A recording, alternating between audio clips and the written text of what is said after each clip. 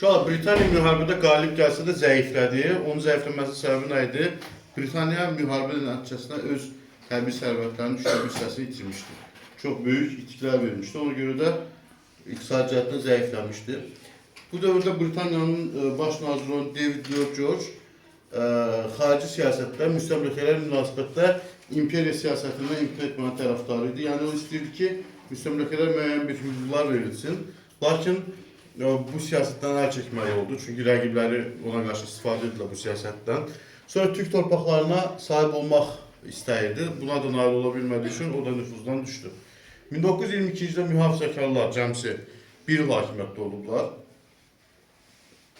1924-cü ildə Leyboristlər İngiltərə tarixində ilk dəfə olaraq hakimiyyətdə olsalar da, onlar da qısa müddət fəaliyyət göstərdilər. 1924-cü il Leyborist hökumətinin başçısı Ramsay MacDonald idi və cəmsi bunlarda bir il fəaliyyət göstərdilər. Sonra 1924-29-cu illərdə mühafizəkarlar hökuməti hakimiyyətdə olmuşdu. Onları qəbul etdiyi sosial təminat haqqında proqrama görə pensiya yaşı endirildi. Sonra 1926-cı ildə ölkə tarixində ilk dəfə olaraq ümumi tətil baş verdi. Kömür sənayesinin fəhlələri tətil etdilər. Ona görə də tətil hərəkatının qarşısını almaq üçün 1927-ci ildə tətilləri qadağan etdilər. Xüsusən də hökumətə qarşı çıxan tətilləri qadağan etdilər. Sonra 2-ci Leyborist hökuməti 1929-31-ci illərdə baş verib. Onların dövründə iqtisadi böhran baş verdi.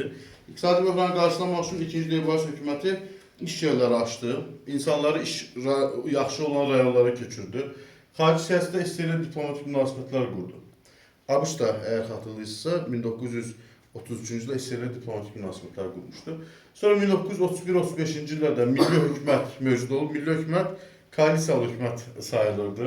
Çünki tərkibində onun həm mühafizəkarlar, həm də liberallar vardı. Bir də burada John Keynes'in fikri verilib.